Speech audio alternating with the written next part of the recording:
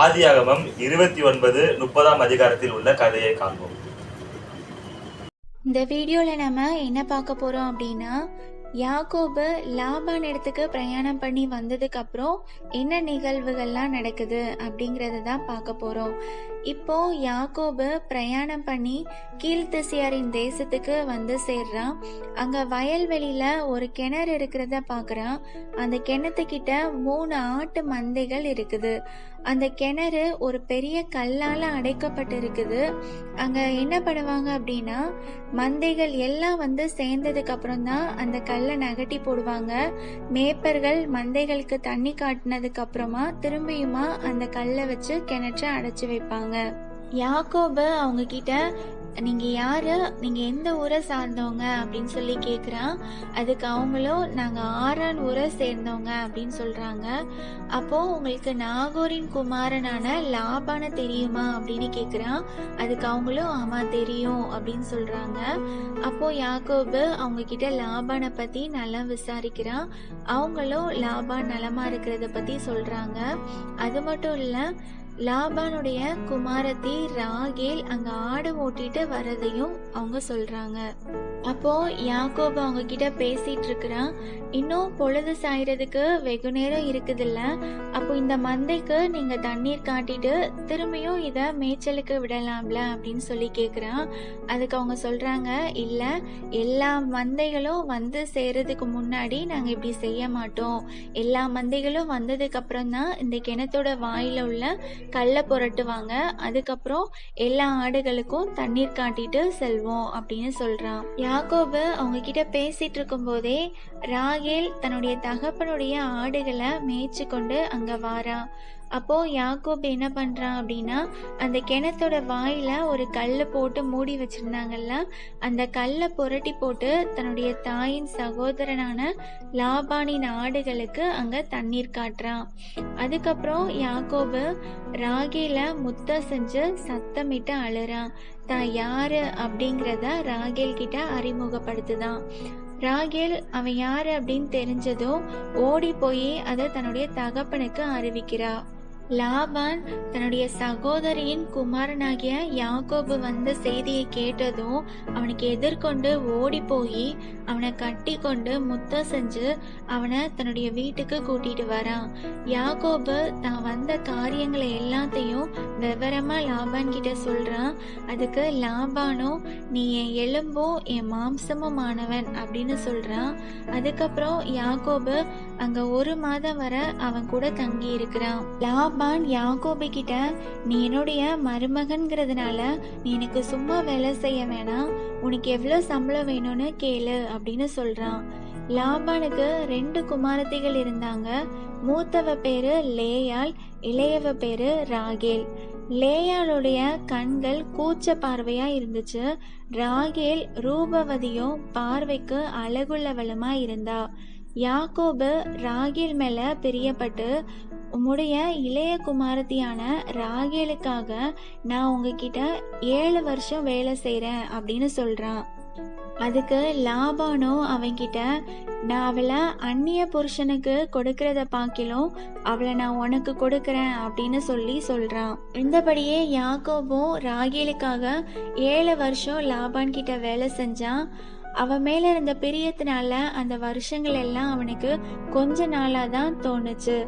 அதுக்கப்புறம் யாக்கோபு லாபான் கிட்ட, என் நாட்கள் நிறைவேறினபடினால என் மனைவி இடத்துல நான் சேரும்படி அவளை எனக்கு தர வேண்டும் அப்படின்னு போய் கேக்குறான். அப்போ லாபானும் அங்கிருந்த மனுஷங்கள் எல்லாத்தையும் கூடி வர செஞ்சு ஒரு விருந்து ஏற்பாடு பண்றான். விருந்து ஏற்பாடு பண்ணி அன்னைக்கு இரவு லாபான் தன்னுடைய மூத்த குமாரத்தியான லேயால அழைச்சு கொண்டு யாக்கோபிடத்துல கொண்டு விடுறான். அவன் அவளை சேர்றான். லாபான் தன்னுடைய வேலைக்காரியான ஷில்பால தன்னுடைய குமாரத்தியான லேயாளுக்கு வேலைக்காரியா கொடுக்கறான். அதுக்கப்புறம் காலையில தான் யாக்கோபுக்கு இது ராகேல் இல்ல லேயாள் அப்படிங்கிறது தெரியுது. தெரிஞ்சதும் யாக்கோபு லாபான் கிட்ட போய் கேக்குறான், எனக்கு ஏன் இப்படி செஞ்சீங்க?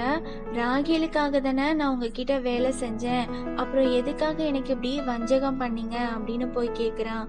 அதுக்கு லாபானும், மூத்தவள் இருக்கும்போது இளையவளை கொடுப்பது இங்க வழக்கம் இல்ல அப்படின்னு சொல்றான். இவளுடைய 7 நாளை நிறைவேற்று, அதுக்கப்புறம் அவளையும் நான் உனக்கு தருவேன், அவளுக்காக நீ இன்னும் 7 வருஷம் என்னிடத்துல வேலை செய்யி அப்படின்னு சொல்றான். அந்தபடியே யாக்கோபும் இவளுடைய 7 நாளை நிறைவேற்றினா. அதுக்கப்புறம் லாபான் ராகேலையும் அவனுக்கு மனைவியா கொடுத்தான். ராகேலுக்கு வேலைக்காரியா பில்காலை கொடுத்தான். யாக்கோபு ராகேலையும் சேர்ந்தான். லேயாளை விட ராகேலை தான் யாக்கோபு அதிகமா நேசிச்சான்.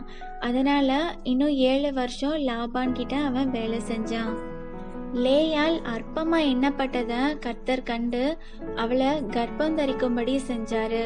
ஆனா ராகேலோ மலடியா இருந்தா. லேயாள் கர்ப்பவதியாகி ஒரு குமாரனை பெற்று, கர்த்தர் என் சிறுமையை பார்த்தருளினார், இப்போ என் புருஷன் என்னை நேசிப்பார்னு சொல்லி அந்த குமாரனுக்கு ரூபன் அப்படின்னு பேரிட்டான். மறுபடியும் அவ கர்ப்பவதியாகி ஒரு குமாரனை பெற்று, நான் அற்பமா எண்ணப்பட்டத கர்த்தர் கேட்டருளி இவனையும் எனக்கு தந்தார்னு சொல்லி அந்த குமாரனுக்கு சிமியோன் அப்படின்னு பேரிட்டா. அதுக்கப்புறமும் அவ கர்ப்பவதியாகி ஒரு குமாரனை பெற்று, இப்போ என்னுடைய புருஷனுக்கு நான் 3 குமாரனை பெற்று கொடுத்ததுனால அவர் என் கூடயே இருப்பாரு அப்படின்னு சொல்லி அந்த குமாரனுக்கு லேவி அப்படின்னு பேரிட்டா. மறுபடியும் அவ கர்ப்பவதியாகி ஒரு குமாரனை பெற்று, இப்போது கர்த்தரை துதிப்பேன் என்று சொல்லி அவனுக்கு யூதா அப்படின்னு பேரிட்டா. அதுக்கப்புறம் அவளுக்கு பிள்ளை பேரு நின்னு போயிடுச்சு. இதனால தன்னுடைய சகோதரியான லேயாள் மேல ராகேல் பொறாமப்படுறா.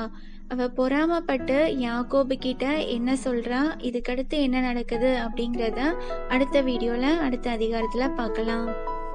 ஆதியாகமம் 30வது அதிகாரத்துல நம்ம என்ன பார்க்க போறோம் அப்படின்னா, ராகேல் தன்னுடைய சகோதரியான லேயாளுடைய கர்ப்பத்தை குறிச்சும் அவளுடைய குமாரர்கள் குறிச்சும் பொறாமப்பட்டு யாக்கோபு கிட்ட என்ன சொல்றா அப்படிங்கிறதையும், அதுக்கு அடுத்து என்னென்ன சம்பவங்கள்லாம் நடக்குது அப்படிங்கிறதையும் தான் பார்க்க போறோம்.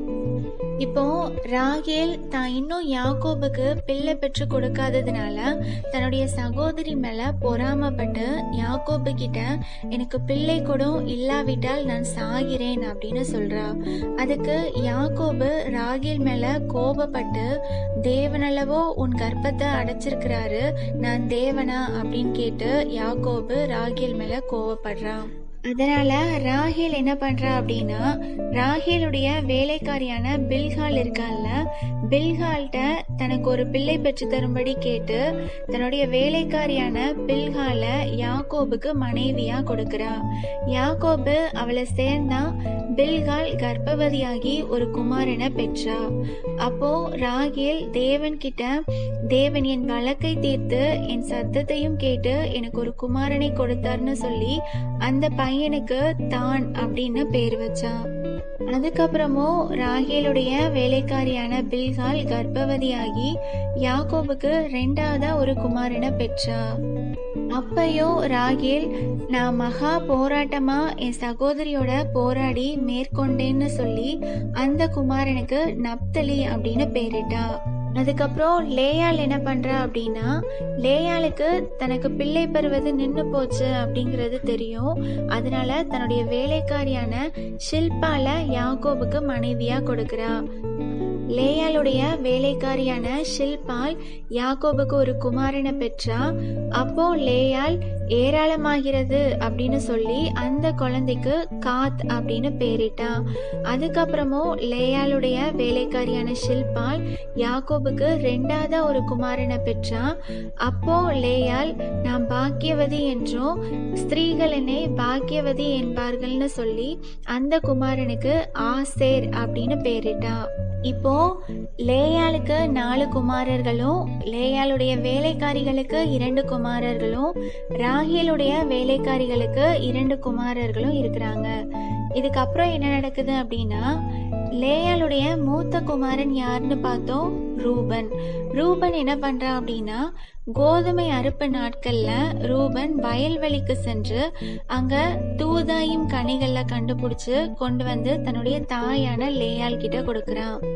அப்போ ராகேல் லேயாள் கிட்ட, உன்னுடைய குமாரனுடைய தூதாயும் கனிகளை எனக்கு கொஞ்சம் தா அப்படின்னு சொல்லி கேக்குறா. அதுக்கு லேயாள், நீ என் புருஷனை எடுத்துக்கொண்டது அற்ப காரியமா? என் குமாரனுடைய தூதாயும் கனிகளையும் எடுத்துக்கொள்ள வேண்டுமோ அப்படின்னு சொல்றா.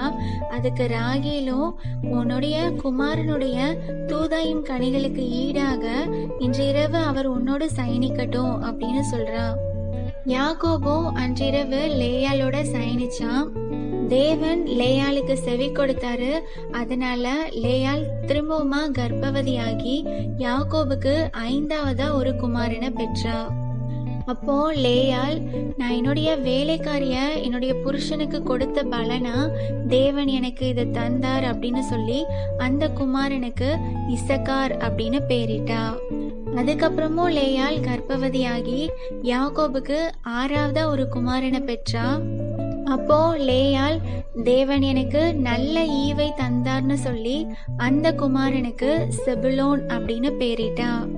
அதுக்கப்புறம் அவ ஒரு குமாரத்தியையும் பெற்று அவளுக்கு தீனாள் அப்படின்னு பேரிட்டா.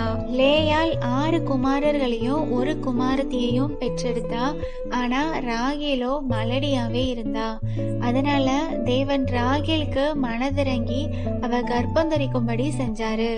ராகேல் கர்ப்பவதியாகி ஒரு குமாரனை பெற்றெடுத்து, தேவன் என் நிந்தையை நீக்கி போட்டார்னு சொல்லி அந்த குமாரனுக்கு யோசேப்பு அப்படின்னு பேரிட்டா. ராகேல் யோசேப்பை பெற்றெடுத்ததுக்கு அப்புறம் லாபான் கிட்ட யாக்கோபு, நான் என்னுடைய தேசத்துக்கு போக என்னை அனுப்பிவிடும்னு சொல்லி கேட்குறான். ஆனா அதுக்கு லாபான் என்ன சொல்றான் அப்படின்னா, கர்த்தர் உன் நிமித்தம் என்னை ஆசீர்வதிச்சாரு, அதனால நீ எனக்கு தயவு செஞ்சு இங்கே இரு அப்படின்னு சொல்றான். உன் சம்பளம் என்னதுன்னு சொல்லு, நான் அதை உனக்கு தாரேன், ஆனா இங்கே இரு அப்படின்னு லாபான் யாக்கோபு கிட்ட சொல்றான். அதுக்கு யாக்கோபு சொல்றான், நான் வர்றதுக்கு முன்னாடி உங்ககிட்ட இருந்தது கொஞ்சம்தான், ஆனா நான் வந்ததுக்கு அப்புறம் கர்த்தர் உங்களை ஆசீர்வதிச்சதுனால அது மிகவும் பெருகி காணப்பட்டுச்சு. இனி நான் என் குடும்பத்துக்காக சம்பாதிக்கும்படிக்கு என்ன என்னுடைய தேசத்துக்கு அனுப்புங்க அப்படின்னு கேக்குறான். ஆனா அதுக்கு லாபான் சம்மதிக்கல. நீங்க இருக்கிறதுக்கு நான் என்ன செய்யணும், நான் உனக்கு என்ன தரணும் அப்படின்னு சொல்லி கேக்குறான். அதுக்கு யாக்கோபும், நீங்க எனக்கு எதுவுமே தர வேண்டாம், நான் சொல்றபடி நீங்க செஞ்சீங்க அப்படின்னா உங்களுடைய மந்தைய நான் திரும்பியும் மேய்க்கிறேன் அப்படின்னு சொல்றான். யாக்கோபு லாபான் கிட்ட என்ன சொல்றான் அப்படின்னா, நான் இப்ப போய் உங்க மந்தைகள் எல்லாத்தையும் பார்வையிடுறேன், அதுல புள்ளியும் வரியும் கருப்பும் உள்ள செம்மறியாட்டுகளையும் வரியும் புள்ளியும் உள்ள வெள்ளாட்டுகளையும் பிரித்து விடுறேன், அப்படிப்பட்டவைகள் எல்லாம் எனக்கு சம்பளமா இருக்கட்டும் அப்படின்னு சொல்றான். அது மட்டும் இல்ல, புள்ளியும் வரியும் இல்லாத வெள்ளாட்டுகளும் கருப்புமான செம்மறியாடுகளும் என்கிட்ட இருந்துச்சு அப்படின்னா அது எல்லாத்தையுமே என்னால திருடப்பட்டதா நீங்க நினைச்சுக்கோங்க அப்படின்னு சொல்றான். அதுக்கு லாபானும், நீ சொன்னபடியே ஆகட்டும்னு சொல்லி அந்த நாள்லயே கலப்பு நிறமும் வரியும் உள்ள வெள்ளாட்டு கடாக்களையும் புள்ளியும் வரியும் உள்ள வெள்ளாடுகளையும் கொஞ்சம் வெண்மையும் கருமையும் உள்ள செம்மறியாட்டுகளையும் பிரிச்சு தன்னுடைய குமாரனிடத்துல ஒப்புவிக்கிறான். லாபானுக்கும் யாக்கோபுக்கும் இடையில ஒரு 3 நாள் தூரம் பிரயாணம் பண்ணி போகும்படி இடத்துல வைக்கிறான்.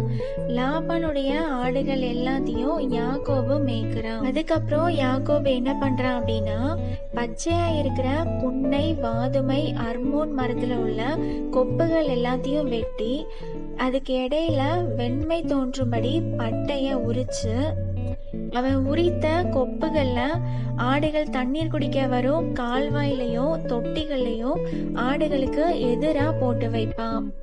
ஆடுகள் தண்ணி குடிக்க அங்க வரும்போது பொழிவதுண்டு. அந்தபடி அந்த ஆடுகள்லாம் அந்த கொப்புகளுக்கு முன்பாக பொழிந்ததுனால அந்த ஆடுகள் எல்லாம் கலப்பு நிறம் உள்ளதும் புள்ளி உள்ளதும் வரி உள்ளதுமா குட்டிகளை போட்டுச்சு. யாக்கோபு அவனுடைய ஆடுகளை லாபானுடைய மந்தையோட சேர்க்காம தனிப்புறமா தான் வச்சு வந்தான். அந்தபடியே பலத்த ஆடுகள் பொழியும் போது அந்த கொப்புகளுக்கு எதிர பொழியும்படி யாக்கோபு அந்த ஆடுகளின் கண்களுக்கு முன்பாக கால்வாயில போட்டு வைப்பான். அதே மாதிரி பலவீனமான ஆடுகள் பொழியும் போது அவைகளை போடாம இருப்பான். அதனால பலவீனமானவைகள் லாபானையும் பலமுள்ளவைகள் யாக்கோபையும் சேர்ந்துச்சு. இவ்விதமா யாக்கோபு மிகவும் விருத்தி அடைந்து திரளான ஆடுகளும் வேலைக்காரிகளும் வேலைக்காரரும் ஒட்டகங்களும் கழுதைகளும் உடையவனானா. இதுல யாக்கோபுடைய தந்திரம் நல்லாவே வெளிப்படுது. இதுக்கு அடுத்து என்ன நடக்குது அப்படிங்கறத அடுத்த வீடியோல பார்க்கலாம்.